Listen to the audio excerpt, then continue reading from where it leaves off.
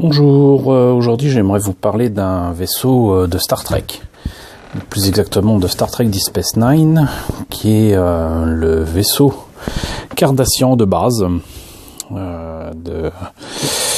d'une race assez belliqueuse, qui fait partie très clairement, comment dirais-je, des habitants de la galaxie qu'il ne fait pas bon fréquenter.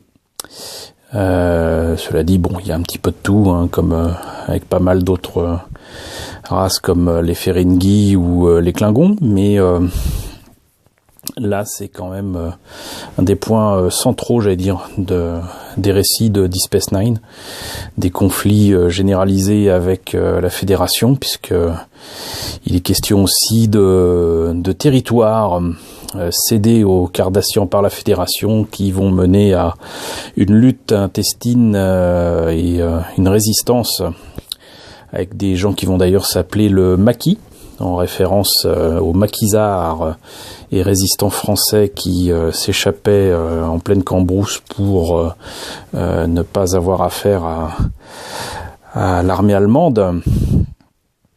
Et voilà, là il s'agit donc de ce vaisseau qui est un vaisseau de classe Galor et que l'on voit très souvent dans Next Generation, dans Deep Space Nine. On voit même au tout début de Voyager. Et c'est en plus une maquette assez sympathique. On va revenir. Quoi qu'il en soit, on remarquera que sur l'illustration de la boîte, il y a un dessin que je trouve assez moyen de Deep Space Nine, avec des proportions et des perspectives qui ne sont pas bonnes.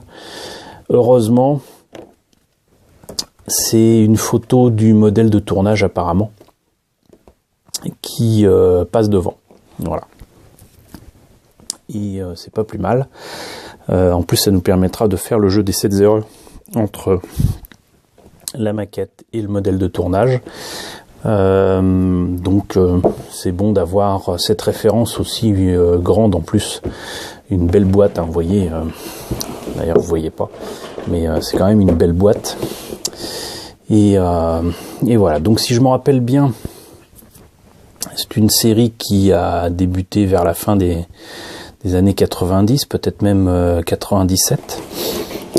Et je ne sais pas si une date apparaît quelque part. Oui, voilà, parfait.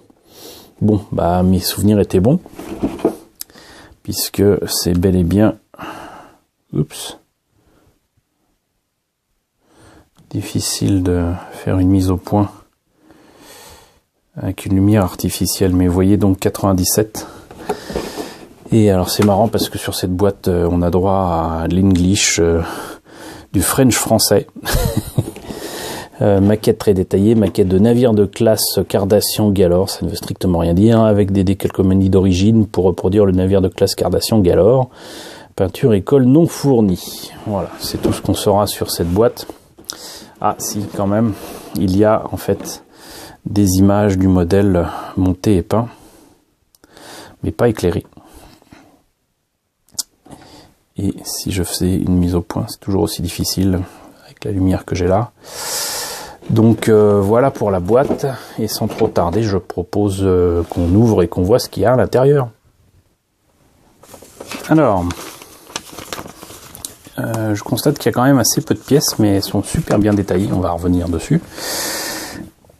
En règle générale, j'aime beaucoup les kits de Star Trek, même s'il y a beaucoup de défauts avec les premiers kits jusqu'à Next Generation, mais à partir de Deep Space Nine, il y a quand même très clairement un plus.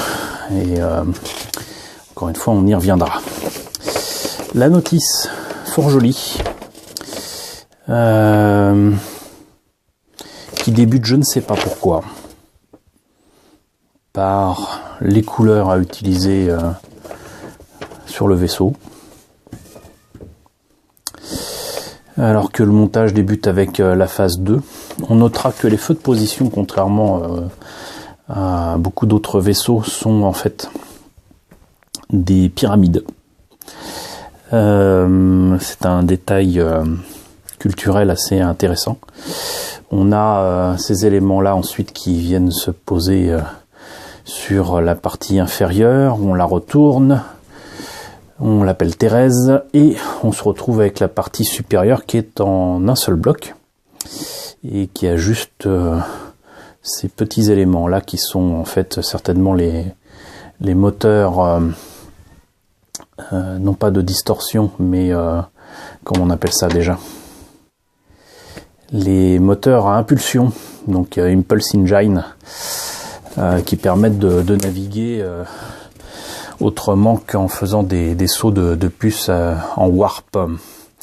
D'autres petits éléments à mettre ici et là. Et enfin de plus gros éléments, dont j'imagine la passerelle et une espèce de queue qui ressemble d'ailleurs étrangement à l'avant d'un vaisseau Klingon de Next Generation. Là encore, beaucoup de pièces transparentes à placer un peu partout, dont les fameuses pyramides. Et enfin, un socle que je trouve absolument magnifique et qui reprend une logique d'arc comme pour Deep Space Nine, qui est en fait une station spatiale énorme qui a été placée en orbite de Bajor pour exploiter ses richesses et sa population. Donc c'est une station spatiale qui est reprise par la Fédération et qui va avoir un rôle majeur dans ce secteur de la galaxie, tout simplement parce qu'ils vont découvrir un trou de verre qui est pour une fois stable, et ça c'est une nouveauté dans l'univers de Star Trek, et ça va permettre de découvrir un autre cadran de la galaxie. Voilà, ça c'est le début de Deep Space Nine. Et bien évidemment, vous l'aurez deviné, ce symbole est celui des Cardassians, et comme par hasard, on retrouve la forme du vaisseau. Voilà, ça c'était pour la notice. On a aussi droit à des petits décalcos, et ils sont quand même très fins et très petits pour un aussi gros vaisseau. Et pour les pièces en question, donc je vais commencer surtout par les pièces transparentes. Il y en a énormément, ce qui me fait dire que c'est quasi dommage de ne pas l'éclairer, ce vaisseau. Mais je vous expliquerai pourquoi tout à l'heure. J'en ferai peut-être un éclairé, mais pas deux.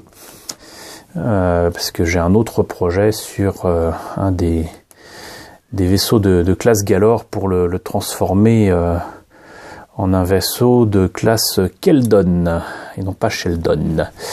Donc nous avons aussi donc des petites pièces ici et là pour le vaisseau, le fameux stand avec l'arc qui est en deux parties. Hop, voilà. Qui se place donc apparemment comme ceci. Je trouve absolument superbe. Il faudrait vraiment que faut pas que je rate la peinture à ce niveau-là, et si je n'utilise pas le stand en question, ça franchement pour du kit bash, c'est juste magique quoi. Avec ces détails-là, impeccable. Comme je le disais, donc le gros du vaisseau est quand même composé de ces deux pièces, facilite quand même grandement le travail. Et là aussi, si il me prenait l'envie de prendre une de ces kits et d'en faire un kit bash, ce serait des sources de pièces vraiment sympas, et pas forcément que pour Star Trek, peut-être pour du Star Wars ou quoi. En tout cas, il y a moyen de faire quelque chose là, hein, franchement. Quoi qu'il en soit, donc là aussi, de nombreux détails sur ce vaisseau. Le seul problème que je vois, c'est que nous avons ici des détails qui auraient pu être en creux et qui sont en plein. Et ça, c'est vraiment dommage. Ils sont très très fins, mais c'est des détails qui auraient pu être en creux.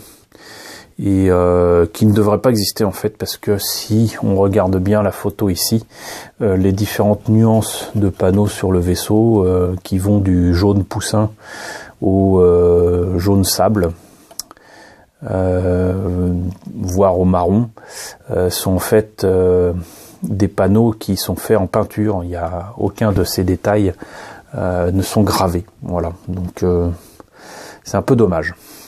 Et surtout là, vous avez ici là des détails qui sont totalement absents du kit sur les bords, parce que ça c'est le gros défaut de ce kit.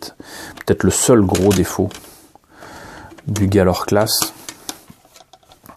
c'est que il faut reprendre tout le bord. Bon, ça c'est pas un problème en soi, mais tous les détails que vous voyez là, les hublots, ici il y a une petite pyramide éclairée là, et ben ça n'y est pas. Ça n'y est pas, ça n'y sera pas si je ne fabrique pas moi-même les pièces nécessaires. Et ça c'est un peu dommage, voilà. Mais bon, ils auraient pu faire exactement comme ici, par exemple. Là, on a une pièce qui est d'une certaine épaisseur, mais bon, c'est vrai que là, de toute façon, c'est pas droit, c'est un peu incliné, donc ils pouvaient pas faire sur la moitié de la pièce, mais au moins, là, c'est plus facile de travailler la pièce ici, et ça rend vraiment vachement bien, quoi. Donc, c'est dommage. C'est dommage. Et c'est d'autant plus dommage qu'on retrouve ce même problème ici aussi pour la queue de l'appareil, on va dire. C'est en deux parties et il y a quand même de sacrés problèmes pour les détails qui sont là. Allez-y, allez limer des trucs comme ça là. Ça va pas être la joie. Ça va pas être la joie. Mais on n'a pas fini avec tout ça, puisque je vais vous présenter un kit qu'un ami, Eric, m'a fourni et qui était déjà monté et que j'ai commencé à repeindre. Donc je vais pouvoir vous montrer ce que ça donne monté et entre guillemets peint. Mais ce n'est qu'une première phase, hein. Je vous le dis tout de suite, c'est pas le résultat fini, c'est loin de là. Et donc voilà à quoi ressemble le Galor Class monté et plus ou moins peint. Voilà, c'est juste de la peinture de base. J'ai pu peindre aussi sur les parties transparentes, tout simplement parce que j'ai mis une espèce de latex pour masquer tout ça. J'aurais pu le faire avec mes nouveaux masking tape violet, mais ce n'est pas le cas. Donc voilà, c'était pour faire rapide. Par contre là je note que ça a mal collé, mais ça va être repris facilement. Mais surtout, voilà, c'était juste pour vous montrer que mine de rien, avec un petit brossage à sec et du masking tape ici et là, on peut se retrouver assez rapidement avec ce qu'on voit là à l'image, en tout cas avec la lumière qu'on a ici. Le marron et le sable paraît très jaune, et j'imagine que c'est ce que ça donnait aussi sous les projecteurs des caméras de tournage de Deep Space Nine. Et pourquoi je vous montre ça sinon? C'est pas seulement pour vous montrer un modèle terminé, c'est parce qu'en fait, il y a des années de ça, je me suis fourni le kit de conversion pour faire la version Keldon Class, qui est un vaisseau que l'on voit dans Deep Space Nine, puisque même au sein des Cardassians, il y a des êtres plus ignobles que les Cardassians eux-mêmes, et qui tiennent absolument à tenir les rênes du pouvoir secrètement, et qui font des choses pas très, j'allais dire, catholiques, et qui en plus utilisent des vaisseaux secrets que le Cardassien de base n'est pas supposé connaître. Et donc il s'agit bien évidemment d'un vaisseau de classe Galor qui est modifié et qui se retrouve avec comment dirais-je, une grosse pièce supplémentaire qui le fait ressembler à peut-être une grosse tortue, je ne sais pas. Mais voilà, donc il y a 6 pièces en résine. Et bien évidemment il fallait le kit là en question, et là vous voyez donc une fois que c'est placé, normalement on doit obtenir quelque chose d'assez sympa. Donc je vais vous montrer la notice de montage. C'est assez simple, hein. Donc une fois qu'on a réuni les pièces et qu'on les a préparées, puisque c'est de la résine, donc il faut les nettoyer, il faut enlever les éventuelles bulles, enfin remplir les bulles, enlever les morceaux de résine qui ne devraient pas être là, préparer les pièces, bien les nettoyer, les apprêter, coller tout ça sur le vaisseau, certainement les peindre avant. Et ça je n'avais pas compris ça, mais il faut enlever la moitié des grilles comme indiqué sur les deux côtés. Bon, apparemment il faut enlever des pièces pour que ça tienne. Donc le gros du morceau, c'est ça, vous voyez, c'est pratiquement de la taille de ma main.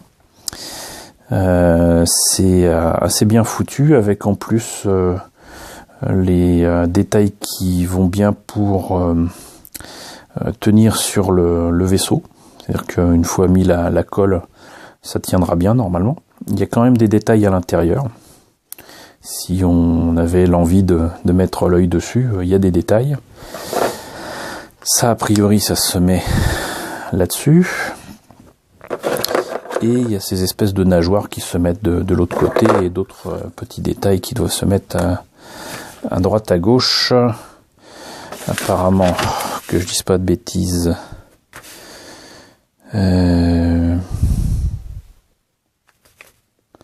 Bumper. Ah, ok. Oui, quoique non. D'accord. Ça se met ici, et ça se met là.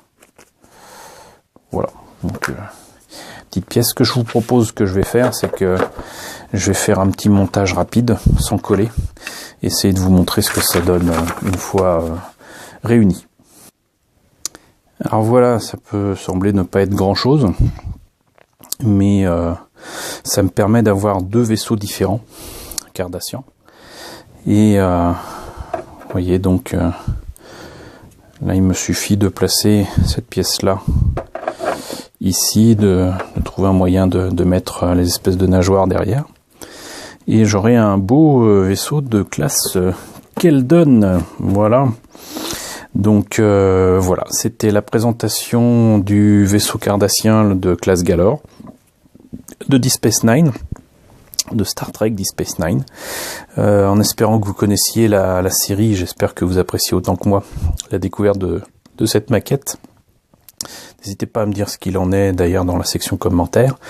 N'hésitez pas à liker, n'hésitez pas à partager, c'est très important. Parce que mine de rien, ça me permet quand même de toucher plus de personnes par votre intermédiaire, et peut-être d'intéresser encore plus de gens sur le sujet de la maquette, et surtout de la culture geek, quoi, quelque part. Même si j'aime pas le terme geek. Le fait est qu'il y a toujours des choses intéressantes à apprendre sur les films et les séries de SF, de fantastique. Et si c'est par le biais de maquettes, et ben tant mieux. Donc voilà, n'hésitez pas donc à partager, n'hésitez pas à vous abonner si ce n'est pas déjà fait, et je vous dis à très bientôt pour la présentation de nouvelles maquettes Star Trek.